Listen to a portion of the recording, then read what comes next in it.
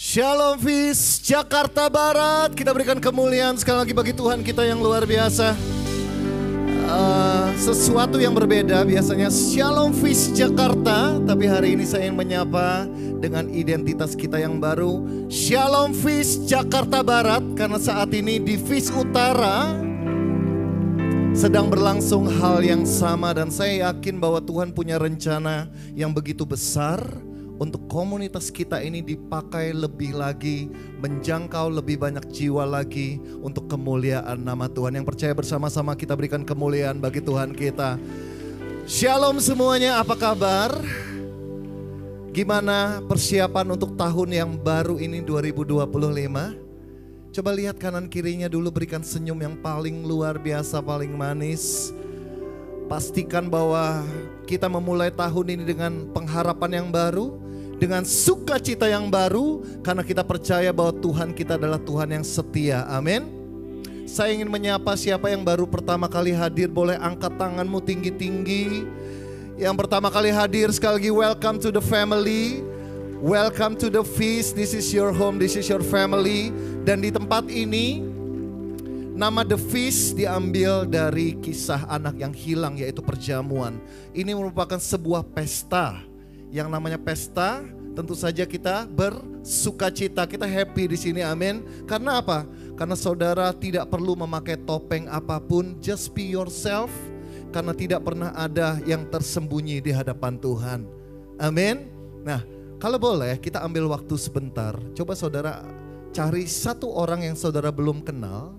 Keluar dari tempat duduk saudara, cari satu orang yang saudara belum kenal. Kemudian kalian share apa resolusi, apa harapan kalian di tahun 2025 ini. Satu aja resolusinya, boleh? Boleh? Keluar dari tempat duduk kalian, cari, jangan pasangannya, cari orang yang kalian belum kenal. Oke. Kemudian coba share satu dengan yang lain. Saya berikan waktu sekitar 2-3 menit, oke? Come on.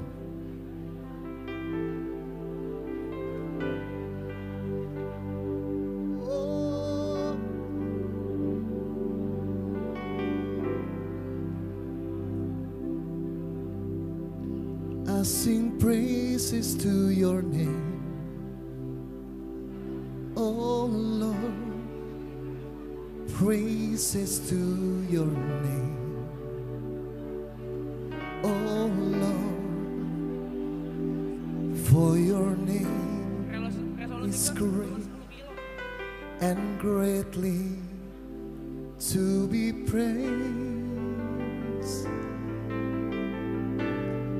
I sing praises to your name,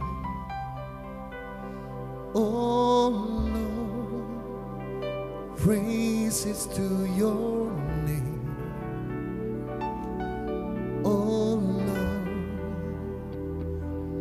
For your name is great and greatly to be praised.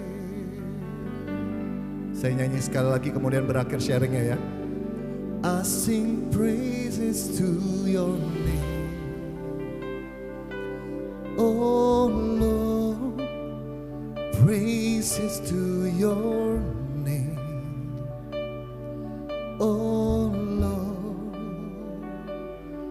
For your name is great and greatly to be praised. Yang sudah boleh angkat tanganmu, sembah Tuhan sama-sama. I sing praises to, oh Lord. Praises to your name, oh Lord. For your name is great and greatly to be praised. Kita berikan kemuliaan bagi Tuhan kita.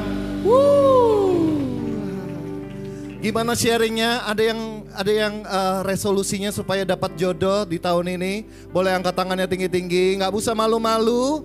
Saudara imani bahwa Tuhan akan berikan pasangan hidup yang terbaik tahun ini. Amin. Ada yang resolusinya supaya tahun ini keluarganya dipulihkan.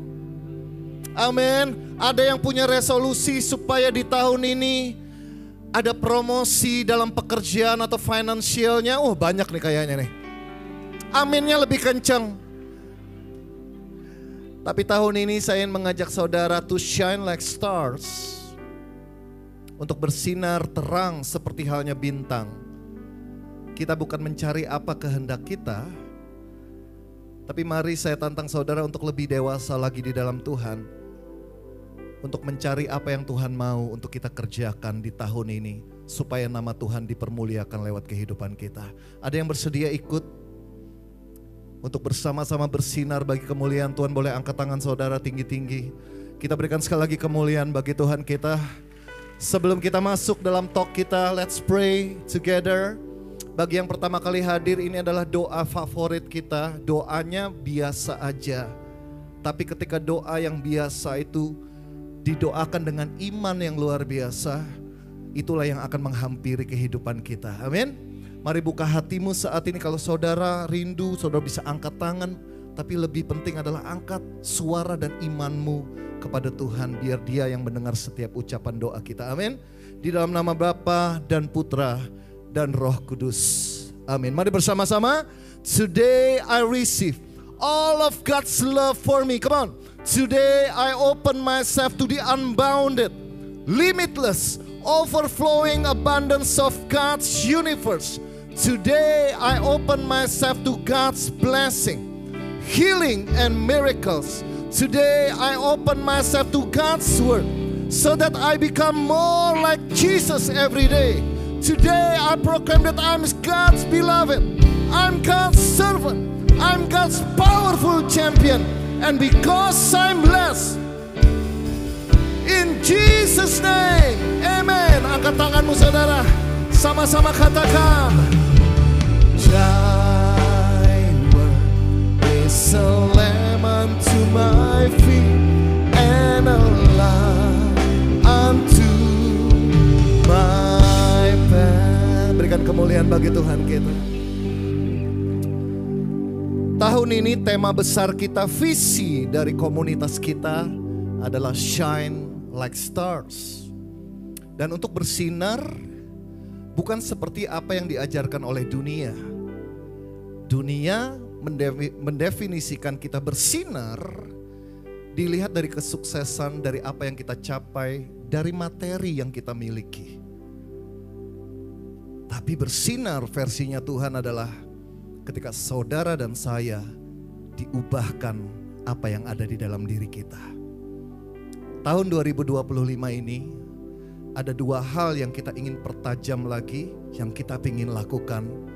Dan itu adalah humility and obedience. Dan hari ini kita akan berbicara mengenai obedience. Katakan obedience. Katakan lagi ketaatan. Katakan lagi kepatuhan kepada Tuhan. Amin. Mari kita baca firman Tuhan dari Kejadian. Kejadian 2 ayat 16. Boleh kita baca bersama-sama 3, 2, 1. Lalu Tuhan Allah memberi perintah ini kepada manusia. Semua pohon dalam taman ini boleh kau makan dengan bebas.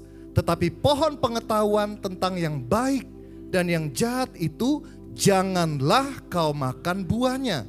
Sebab pada hari engkau memakannya, pastilah engkau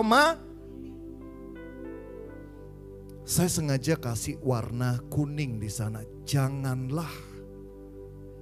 Di awal kehidupan manusia, this is the first lesson. Ini pelajaran yang pertama yang Allah ingin ajarkan kepada kita manusia, yaitu mengenai ketaatan. Sesuatu yang sukar untuk taat ketika terdapat godaan di dalam kehidupan kita. Betul gak sih? Kalau tidak ada godaan, kalau tidak ada pilihan, saya yakin akan dengan mudahnya kita untuk taat. Tapi kita lihat di sini, tidak perlu banyak godaan. Saya yakin pada waktu itu Tuhan menciptakan banyak sekali pohon, buah-buahan, dan ini cuma satu. Godaannya ini cuma satu. Mungkin di sampingnya itu ada pohon durian. Kalau saya jadi Adam, saya akan lebih memilih pohon durian daripada pohon ini, saudara. Ada pohon apel dan lain sebagainya. Tapi tetap semakin dilarang semakin menarik. Benar gak sih? Kalau sesuatu itu dilarang, apalagi yang biasa terawang-terawang, itu semakin menarik hati ya. Semakin dilarang semakin kita pengen melanggarnya. Makanya saya sering dengar teman-teman bilang gini, peraturan dibuat untuk tuh kan, bertobatlah kerajaan Allah sudah dekat. Peraturan dibuat untuk nah gitu tahu. Tapi coba pejamkan mata saudara. Ketika saudara menuju ke gedung House of Blessing ini, apakah saudara taat ketika saudara berlalu lintas? That's a simple thing. Dan ini yang dialami oleh Adam dan Hawa, saudara. Dan slide berikutnya saya mau katakan seperti ini, bahwa ketaatan itu, saudara. Next slide. Obedience itu mendemonstrasikan, menunjukkan iman dan percaya kita di dalam Tuhan. Ketaatan adalah buah dari rasa percaya saudara dan iman saudara kepada Tuhan. Contohnya apa? Kalau saudara baca kisah dari seorang Abraham. Abraham adalah seorang yang dikatakan kaya raya. Kehidupannya pada waktu itu lebih dari cukup. Keluarga yang baik, tapi tiba-tiba Tuhan bilang, pergi tinggalkan apa yang engkau miliki. Bawa keluargamu, bawa sedikit harta bendamu, pergi kemana? Abraham gak tahu. Tapi apa yang Abraham lakukan? Dia keluar, dia pergi. Sekalipun keadaannya itu uncertainty, tidak jelas, gak tahu. Tapi dia lebih percaya siapa yang menyuruh dia untuk pergi. Dia tahu Bapaknya, dia tahu Tuhannya, dan dia tahu Tuhannya selalu merancangkan yang terbaik dalam kehidupan dia. That's why dia pergi. Dan ketika kita membaca, itu tidak semudah yang kita bayangkan, saudara. Tapi hari ini, di malam hari ini, saya percaya bahwa firman Tuhan akan berbicara secara pribadi kepada saudara dan saya mengenai bagaimana kita bisa menjadi taat dan setia kepada Tuhan. Amin. Mari saat ini pejamkan mata saudara, kita berdoa bersama-sama. Terima kasih Tuhan. Kami bersyukur kami berkumpul bersama pada sore hari ini. Di tahun yang baru ini, kami mau level up, kami mau menjadi pribadi yang semakin dewasa di dalam Tuhan. Kami tahu hidup di dunia ini penuh dengan godaan, penuh dengan tantangan bagi kami sebagai anak-anak Tuhan untuk taat. Tapi biarlah saat ini kami mohon kuasa Roh Kudus-Mu boleh bekerja di dalam kami, dalam pikiran, dalam hati kami, supaya kami mengerti dan kami dapat taat dan setia untuk mengikut Engkau dalam setiap langkah kehidupan kami. Kami menaikkan segala doa kami di dalam satu nama yang penuh kuasa, di dalam nama Yesus sebagai Tuhan dan Juru Selamat kami. Amin. Mari angkat tanganmu, sama-sama katakan, Thy word is a lamp unto my feet and a light unto my path. Berikan sekali lagi tepuk tangan kemuliaan bagi Tuhan kita. Katakan kiri kanan saudara, ini waktunya kita untuk duduk dan mendengarkan sungguh-sungguh firman Tuhan. Puji nama Tuhan. Saya happy di tahun yang baru ini, meskipun feast kita dimulai di pertengahan bulan ini, tapi minggu lalu secara internal kita mengadakan yang namanya Family Day, dan di sanalah disampaikan visi yang Tuhan berikan untuk komunitas LOJF untuk dilakukan, yaitu sekali lagi shine like stars. Berbicara, kita ambil tokoh Daniel yang menjadi inspirasi kita untuk menjalani hidup kita di tahun 2025 ini. Dan kalau saudara nanti ikuti feast minggu demi minggu sampai nanti di akhir tahun 2025, semua bahan yang akan kita susun saudara akan berbicara mengenai penerapan humility, kerendahan hati dan obedience dalam kehidupan kita sehari-hari. Berapa banyak yang siap untuk mempelajari firman Tuhan lebih dalam lagi? Boleh lambaikan tangan saudara, puji nama Tuhan. Mari kita lihat slide yang berikutnya. Saya persilakan. Ada empat hal yang kita bisa pelajari dari kata ketaatan atau obedience. Yang pertama boleh baca sama-sama 3, 2, 1. Obedience builds a firm foundation for your life. Jadi ketaatan itu saudara, kalau saudara bayangkan sebuah bangunan.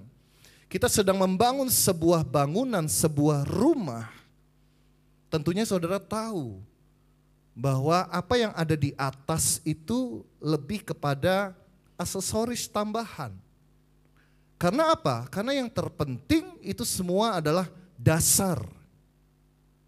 Semakin tinggi saudara ingin membangun sebuah bangunan, semakin kuat dasar yang saudara harus bangun terlebih dahulu, betul? Semakin saudara ingin bangunan tersebut bertahan lama, saya bisa katakan bahwa fondasi yang saudara bangun itu harus dibangun dengan material yang juga baik. Dengan perhitungan yang begitu jelas dan kuat saudara. Nah, bagaimana dengan kehidupan kita sebagai seorang beriman? Kita belajar dari kejadian tadi. Kejadian pada waktu Adam dan Hawa diperhadapkan pada sebuah tantangan atau godaan. Mereka itu mempunyai semuanya. Mereka berkuasa atas hewan, ternak, dan lain sebagainya. Bahkan Tuhan mempercayakan mereka untuk mengelola semuanya. Bahkan mengembangkan semuanya. Tapi ibarat seperti patah karena nila setitik, rusak susu sebelanga. Ini gak ada yang ngerti Gen Z ini. Ini yang ngerti sama saya, ini yang umur-umur yang kelahiran tahun 80 ke bawah gitu mungkin ya. So hopefully yang teman-teman muda ini ngerti ya. Dengan kata lain, karena hal yang kecil itu akhirnya merusak keseluruhan semua yang sesungguhnya itu baik yang Tuhan sudah sediakan. Seringkali saudara dalam kehidupan kita sehari-hari, kita rela mengkompromikan sesuatu yang akhirnya merusak semua yang Tuhan sudah berikan. Next slide, kita bisa lihat. Matius 7 ayat 26 sampai 27 dikatakan seperti ini. Tetapi setiap orang yang mendengar perkataanku. Ya, saudara dan saya saat ini sedang mendengar perkataan Tuhan melalui firman-Nya, betul ya? Tapi dikatakan kita mendengar dan tidak melakukannya, kita itu sama dengan orang bodoh dikatakan yang mendirikan rumahnya di atas pasir. Kemudian turunlah hujan dan datanglah banjir, lalu angin melanda rumah itu sehingga rubuhlah rumah itu dan hebatlah kerusakannya. Kalau saudara baca lengkap ada perbedaan. Ini adalah orang yang mendengar firman, perkataan Tuhan dan tidak melakukan, maka itu konsekuensinya. Sedangkan orang yang membangun rumahnya di atas batu karang, di atas firman Tuhan, kebenaran Tuhan, maka sebaliknya yang terjadi adalah ketika hujan turun datanglah banjir, maka rumah itu akan tetap selamat. Nah, kita nggak pernah tahu kapan datangnya hujan, kapan datangnya banjir, kapan datangnya masalah. Ketika kita tidak taat kepada Tuhan, seakan-akan, saudara pernah melihat nggak sih orang yang kerjaannya itu nggak benar. Saudara berusaha bekerja dengan benar. Saudara berusaha untuk melakukan firman Tuhan. Punya integritas. Lihat rekan kerja yang gak benar, yang korupsi misalnya. yang curi-curi waktu ketika nggak ada bos yang lihat, dia malah dapat promosi. Kesel nggak saudara sebagai orang benar? Kesel. Tapi saudara saya mau katakan, tidak selamanya, ini firman Tuhan, tidak selamanya orang benar itu dibiarkannya jatuh atau hancur. Tidak selamanya. Nanti kita akan melihat pada waktunya Tuhan, kita akan melihat perbedaan orang yang benar dan orang yang fasik. Memang susah karena kita pengennya yang instan. Kadang-kadang kalau nggak ikut Tuhan itu justru hasilnya lebih instan, lebih cepat, lebih enak secara dunia. Tapi mengikut jalan salib Tuhan itu susah. Tapi saudara akan memperoleh kehidupan yang kekal bersama dengan Tuhan. Amin. Next slide. Roma 5 ayat 19. Boleh baca sama-sama? 3, 2, 1. Jadi sama seperti oleh ketidaktaatan satu orang, semua orang telah menjadi berdosa. Demikian pula oleh ketaatan satu orang, semua orang menjadi orang. Siapa satu orang yang berdosa ini? Adam. Makanya kita kenal yang namanya dosa asal. Betul ya? Tapi karena ketaatan Tuhan kita Yesus Kristus juga, taat kepada Bapanya, maka kita semua mendapatkan kesempatan untuk kita bisa memperoleh keselamatan yang kekal. Dengan kata lain, apa maksud dari ayat ini saudara? Jangan berpikir bahwa ketidaktaatan saudara kepada Tuhan itu berdampak hanya kepada saudara sendiri. Perhatikan bahwa ketidaktaatan kita itu berdampak kepada orang-orang di sekeliling kita, keluarga kita, orang-orang yang dekat sama kita. Bahkan yang gak kenal sama kita pun bisa berdampak. Contohnya, ketika saudara mengendarai mobil, nyetir gitu ya. Ada lampu merah, lampu kuning, lampu hijau. Merah artinya berhenti.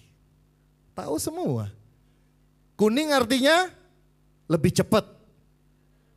Yang benar. Ayo, jujur, siapa yang makin kuning makin digas supaya bisa lewat tuh? Nggak apa-apa, jujur aja. It's okay. Nggak ada yang melempari, merajam saudara di tempat ini. Tapi itu realita yang terjadi. Dan merah seharusnya, hijau baru kita jalan. Coba di Jakarta. Saya tidak sentimen dengan pengendara sepeda motor karena sebelumnya saya juga naik sepeda motor. Tapi berapa banyak yang saya berhenti nih saudara, ceritanya ini kan belok kiri, waktu itu saya tinggal di Cipinang. Nah itu ada satu lampu merah, mau belok kiri itu ada tulisan rambu-rambu. Belok kiri mengikuti lampu lalu lintas gitu ya. Jadi saya berhenti. Merah tuh waktu ceritanya. Di belakang saya itu ada mobil, ada sepeda motor. Dan mereka semua itu klakson saya saudara. Saya bingung, saya gak ngerti. Rambu-rambunya itu gede banget tulisannya. Atau saya pikir bule nih kayaknya gak bisa baca bahasa Indonesia gitu ya. Ternyata enggak, orang Indonesia semua. Dengan kata lain, saudara saya mau katakan bahwa susah untuk menjadi orang taat. Even ketika saudara benar itu, saudara juga malah dikatain, kadang diomongin, betul gak sih? Saudara berusaha jujur di perusahaan, ada aja yang berusaha jegal saudara, ngomongin saudara. Tapi percayalah bahwa ketika saudara bertahan, terus berusaha untuk benar, melakukan segala sesuatunya seperti untuk Tuhan, bukan untuk manusia, maka saudara akan melihat nanti ada buah, ada reward yang Tuhan akan sediakan bagi saudara yang taat dan setia. Yang percaya katakan amin. Next slide. 1 Samuel 13 ayat 6 sampai 14. Ini saya akan banyak fokus di nomor 1 ini terlebih dahulu karena dikatakan bahwa obedience itu membangun fondasi yang tetap, yang kuat. Nah, kalau saudara fondasinya kuat, maka nanti ditaruh di atasnya apa aja itu aman saudara. Oke? Nah kita belajar ada satu tokoh di Alkitab namanya Raja Saul. Raja Saul itu adalah Raja Israel sebelum Raja Daud. Nah Raja Saul ini adalah orang yang dipilih oleh Allah, diurapi oleh Allah. Dan ada perkenanan Allah pada kehidupan Raja Saul ini. Tapi dia membuat sebuah kesalahan dan ini ceritanya. Dari 1 Samuel 13 ayat 6 sampai 14. Saya akan bacakan secara cepat. Ketika dilihat orang-orang Israel bahwa mereka terjepit sebab rakyat memang terdesak. Maka larilah rakyat bersembunyi di gua, keluk batu, bukit batu, liang batu dan perigi. Malah ada orang Ibrani yang menyeberangi arungan sungai Yordan menuju tanah Gad dan Gilead. Sedang Saul masih di Gilgal dan seluruh rakyat mengikutinya dengan gemetar. Next. Ia menunggu 7 hari lamanya sampai waktu yang ditentukan Samuel. Tetapi ketika Samuel tidak datang ke Gilgal, mulailah rakyat itu berserak-serak meninggalkan dia.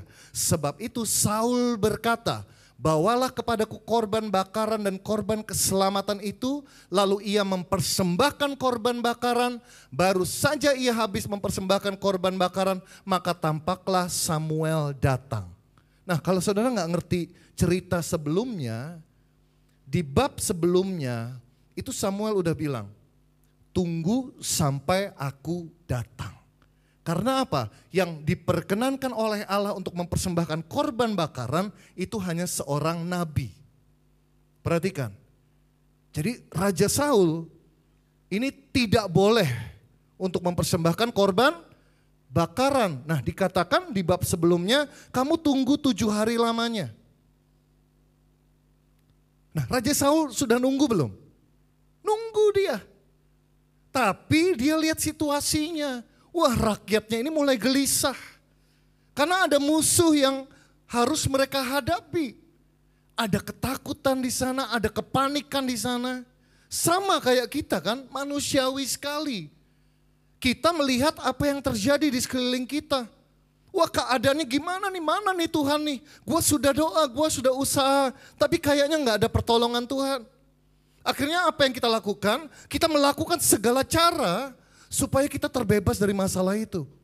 Secara manusia kelihatannya apa yang dilakukan oleh Raja Saul ini benar. Benar gak sih? Kepepet. Tapi perhatikan. Apakah ketika Raja Saul ini tidak mempersembahkan korban bakaran, tetap menunggu Samuel untuk datang, apakah dia akan mengalami kehancuran?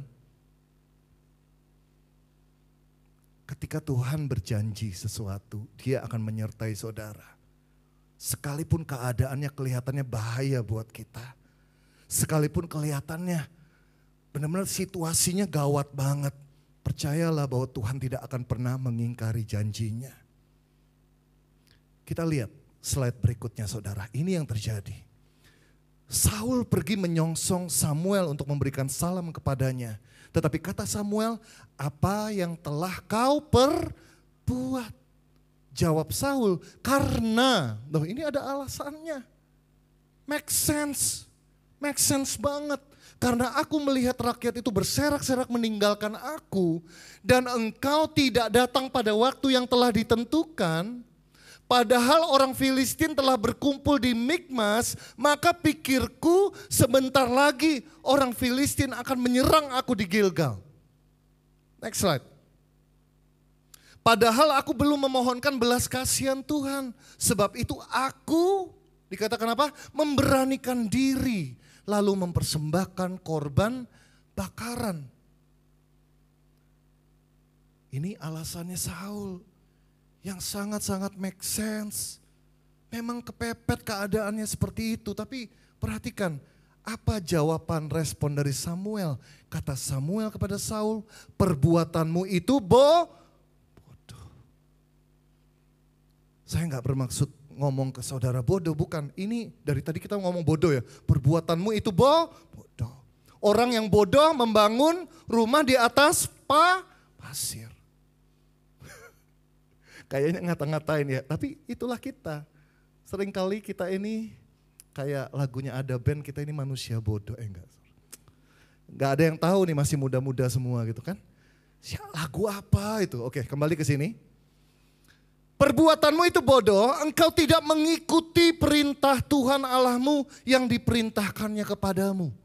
Sebab sedianya Tuhan mengokohkan kerajaanmu atas orang Israel untuk selama-lamanya. Ini janji Tuhan loh. Makanya jangan gampang goyah saudara ketika keadaan di sekeliling kita itu tidak sesuai dengan ekspektasi kita. Kalau saudara terus berada menyertakan Tuhan di dalam kehidupan saudara, maka kehidupanmu akan kokoh untuk selama-lamanya. Amin. Next slide.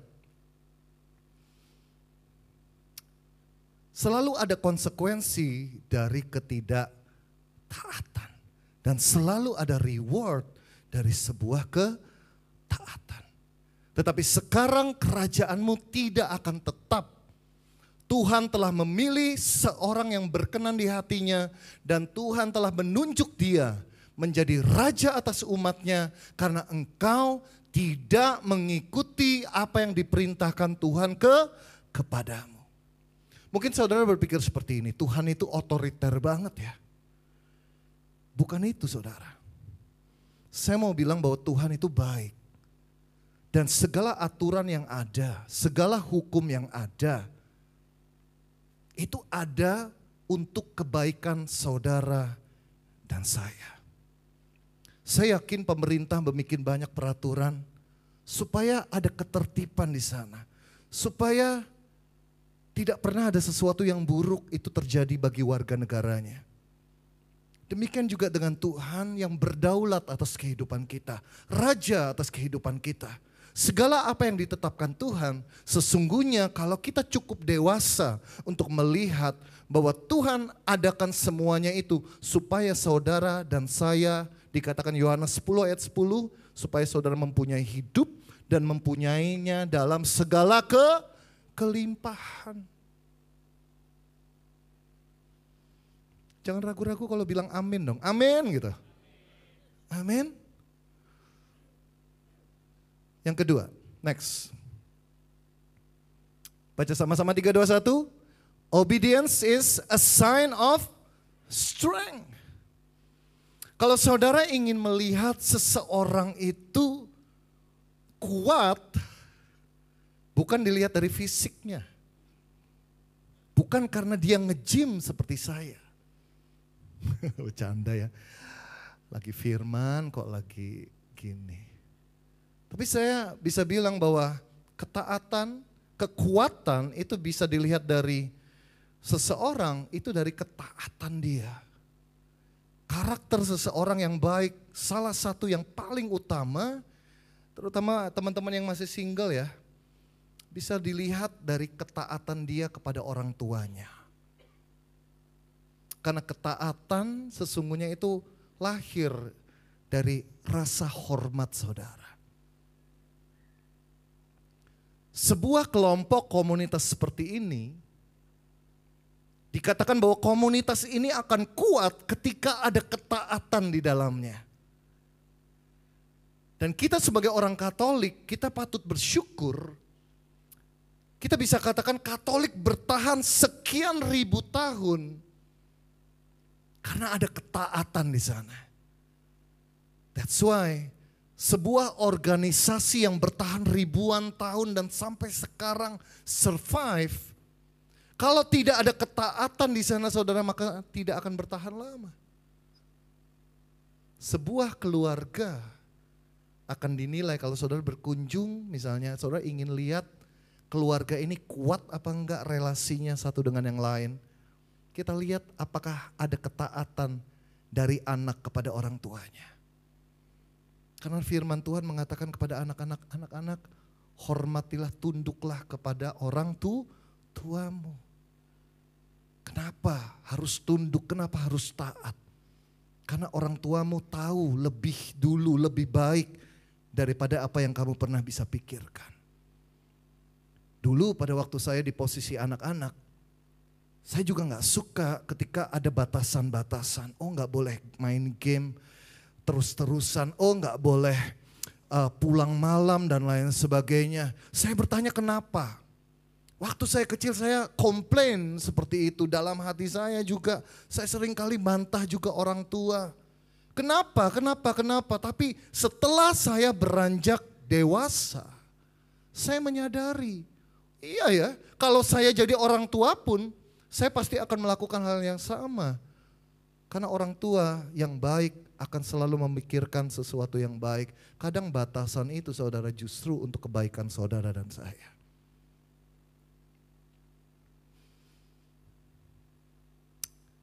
Ketaatan itu tanda bahwa saudara itu adalah orang yang kuat, bukan orang yang lemah.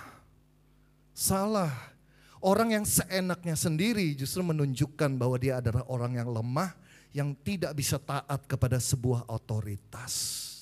Kita perlu untuk tunduk kepada otoritas.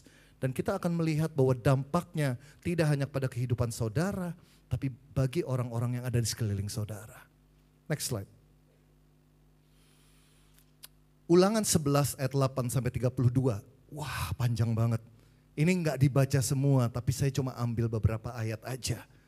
Nanti saudara catat ya, saudara baca ya. Dan itu konteksnya adalah ketaatan mendatangkan berkat, sedangkan ketidaktaatan mendatangkan kutuk. Bukan Tuhan yang mengutuk karena saudara tidak taat, enggak.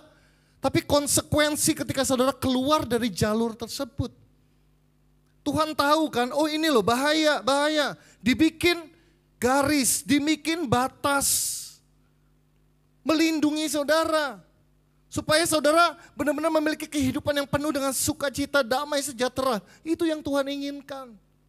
Jangan sampai saudara mengalami kecelakaan. Nah masalahnya adalah seringkali kita nggak mengenal Tuhan, kita nggak percaya sama Tuhan. Akhirnya apa? Ya udah kita berbuat semau sendiri. Dan ketika saudara mengalami sesuatu yang buruk, ujung-ujungnya banyak di antara kita yang menyalahkan Tuhan. Yang lucunya seperti itu saudara. Jadi kamu harus berpegang pada seluruh perintah yang kusampaikan kepadamu pada hari ini. Supaya kamu kuat dikatakan. Untuk apa? Untuk memasuki, menduduki negeri, kemana kamu pergi mendudukinya. Next slide. Supaya lanjut umurmu di tanah yang dijanjikan Tuhan dengan sumpah kepada nenek moyangmu untuk memberikannya kepada mereka dan kepada keturunan mereka suatu negeri yang berlimpah-limpah susu dan madunya. Ini rancangan Tuhan. Kita punya free will, kehendak bebas untuk milih kita mau taat apa enggak. Tapi apa yang ditawarkan malam hari ini adalah kebenaran firman Tuhan. Either you like it or not. Tapi percayalah bahwa Tuhan itu ketika merancangkan sesuatu sekali lagi untuk kebaikan kita. Next slide. 1 Petrus 5 ayat 5. Demikian jugalah kamu, hai orang-orang muda, teman-teman muda. Tunduklah kepada orang-orang yang tua. Dan kamu semua rendahkanlah dirimu seorang terhadap yang lain. Sebab Allah menentang orang yang congkak tetapi mengasihani orang yang rendah hati. Amin. Katakan kiri kananmu, yuk kita belajar lebih taat lagi kepada Tuhan. Next slide. Yang ketiga baca sama-sama 3, 2, 1. Obedience is a manifestation of honor. Ketaatan itu manifestasi dari value hormat saudara. Itu asalnya saudara. Makanya saya pernah bilang kan, saya sharing kan, salah satu kriteria saya waktu saya masih muda dan cari pasangan hidup, saya akan lihat apakah cewek ini hormat kepada orang tuanya apa enggak. Kalau saya lihat kurang ajar gitu, membantah orang tuanya, secantik apapun, ya belum tentu, kalau cantik sih mungkin gak mau sama saya gitu ya. Tapi anyway, itu akan red flag banget. Itu salah satu kriteria saya secara pribadi.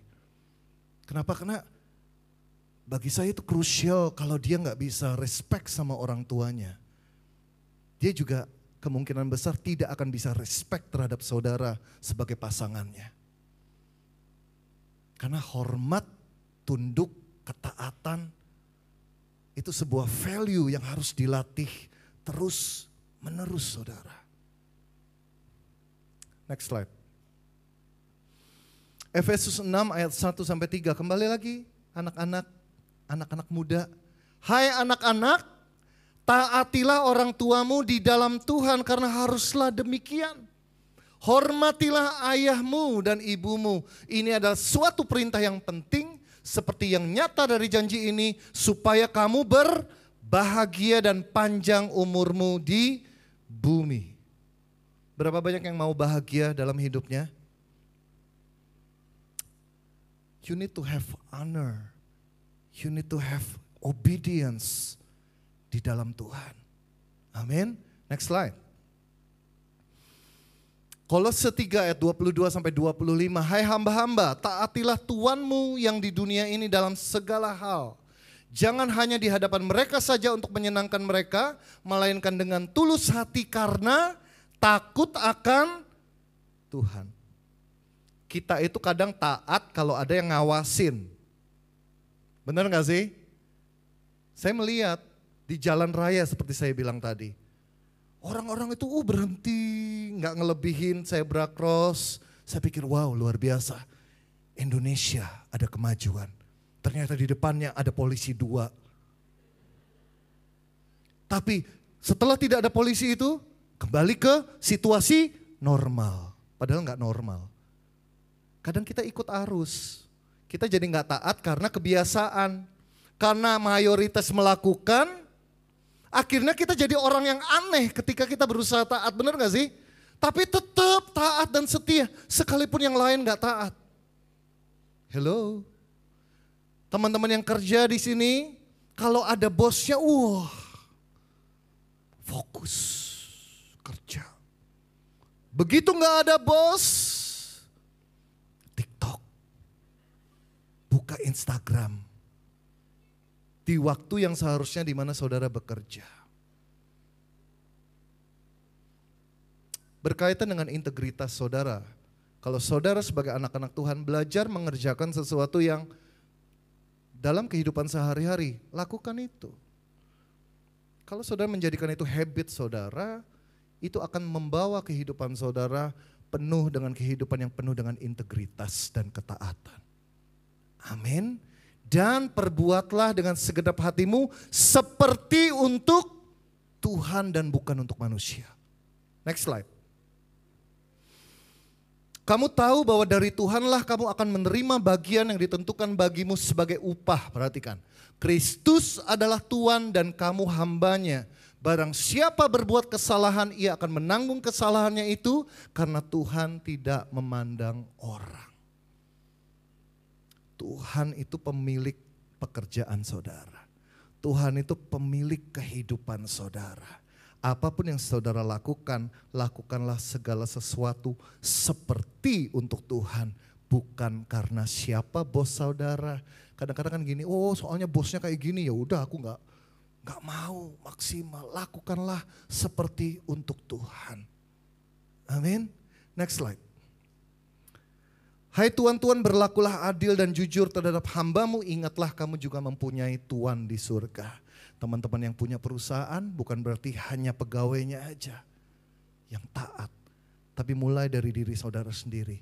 Karena saudara punya Tuan lagi, yaitu di surga, yaitu Tuhan kita Yesus Kristus. Amin. Next slide yang terakhir. Baca sama-sama 3, 2, 1. Obedience brings life and purpose. Ketaatan itu mendatangkan kehidupan dan saudara akan mengerti akhirnya. Mungkin di antara saudara dan saya saat ini masih bergumul, what is the purpose? What is my purpose? Kenapa aku diciptakan di dunia ini? Kenapa aku dilahirkan di keluarga seperti ini? Kenapa aku sekarang bekerja di tempat ini dan lain sebagainya? Ketika saudara belajar taat, terus mencari Tuhan, menyertakan Tuhan dalam kehidupan saudara, saudara akan mengerti, Tuhan akan bukakan, Tuhan akan singkapkan. Dan satu hal yang lebih dalam lagi adalah gini saudara, saudara tidak akan berusaha lagi mencari what is my purpose. Tapi saudara akan mencari what is God's purpose. Next slide. Ulangan 5 ayat 33. Segenap jalan yang diperintahkan kepadamu oleh Tuhan Allahmu haruslah kamu jalani. Supaya apa? Supaya kamu hidup dan baik keadaanmu. Sekali lagi, serta lanjut umurmu di negeri yang akan kamu duduki. Ini enggak cuma sekedar, oh kita akan panjang umur. Bukan sekedar itu saudara. Tapi kehidupan yang saudara miliki, berapapun usia yang Tuhan nanti berikan untuk kita jalani di dunia ini. Hendaknya kehidupan saudara itu kehidupan yang penuh melimpah dengan sukacita dan damai sejahtera Allah. Karena itu sebenarnya yang manusia cari. Tapi kadang kita itu cari kebahagiaan, sukacita itu dengan cara-cara yang keliru. Dan akhirnya kita ini gak pernah merasa bahagia, kita ini selalu merasa kosong. Padahal saudara mungkin memiliki kekayaan yang begitu luar biasa, kehidupan yang begitu luar biasa secara dunia. Tapi saudara bahkan tidak bisa mengucap syukur. Makanya kalau ada orang yang bisa mengucap syukur sekalipun kehidupannya secara manusia itu kurang, dia lebih kaya daripada orang yang memiliki segalanya dalam dunia ini. Next slide. 1 Samuel 15 ayat 22. Manakah yang lebih disukai Tuhan? Ketaatan atau korban persembahan? Taat kepada Tuhan, perhatikan, lebih baik daripada mempersembahkan korban. Patuh lebih baik daripada lemak domba atau babi. Saya gak pernah makan lemak domba, makanya saya ganti lemak babi karena enak. Hauce. Saya mau katakan obedience is better. Better, much better than sacrifice. Berapa banyak di antara kita kadang melakukan kegiatan rohani itu cuma buat absen aja, sekedar. Datang ke misa, malas-malesan, dipaksa istri, dipaksa suami, dipaksa orang tua. Atau cuma karena untuk cari jodoh.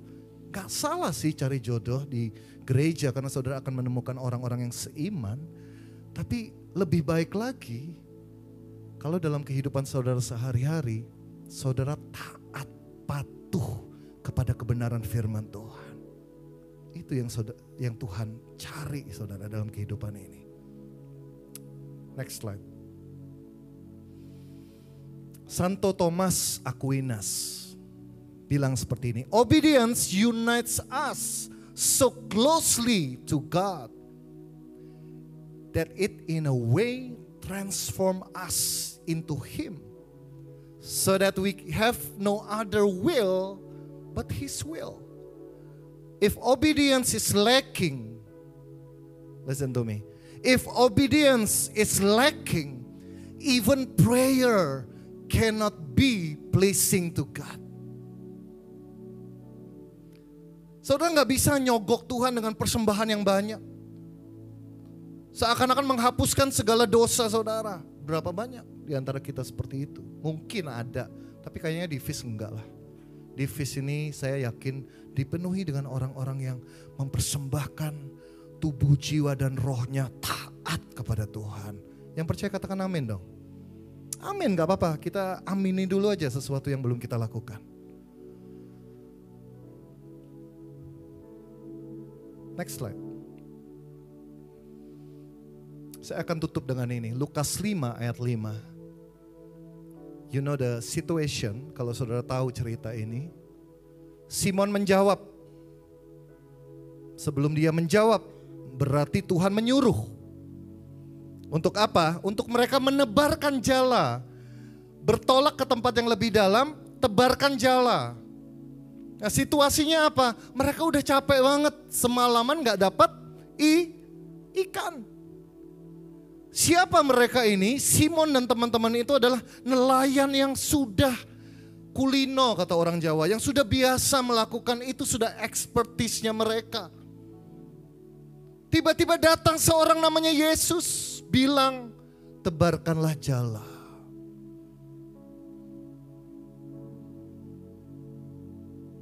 Kira-kira kalau situasi saudara-saudara seperti Simon, saudara expert dalam sesuatu, ada orang lain yang saudara nggak tahu siapa, tapi mungkin saudara pernah dengar, ini kan tukang kayu.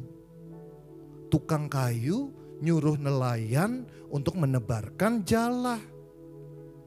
Kira-kira saudara taat ngelakuin gak? I don't think so. Gak yakin saya.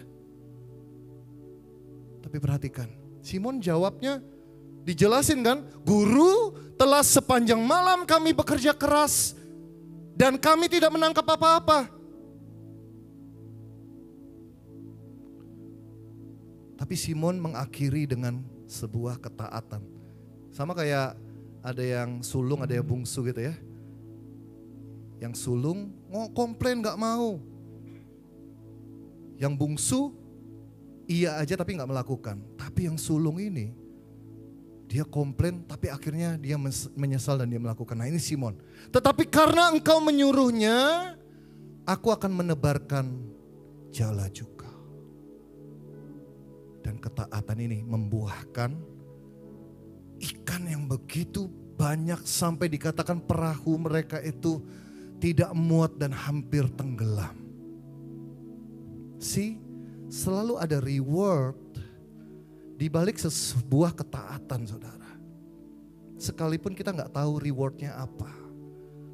Tapi kalau saya klaim ketaatan kepada Tuhan, saya akan memiliki kehidupan yang dipenuhi dengan damai sejahtera dan sukacita. Tidak berbicara selalu kalau ikut Tuhan itu materinya, wah kaya raya. Bukan itu saudara. Itu ajaran yang keliru. Tapi perhatikan, ketika ada Allah di dalam perahu kehidupan kita, maka perahu kehidupan kita tidak akan pernah ditenggelamkan oleh dunia ini. Yang percaya kita berikan kemuliaan bagi Tuhan kita.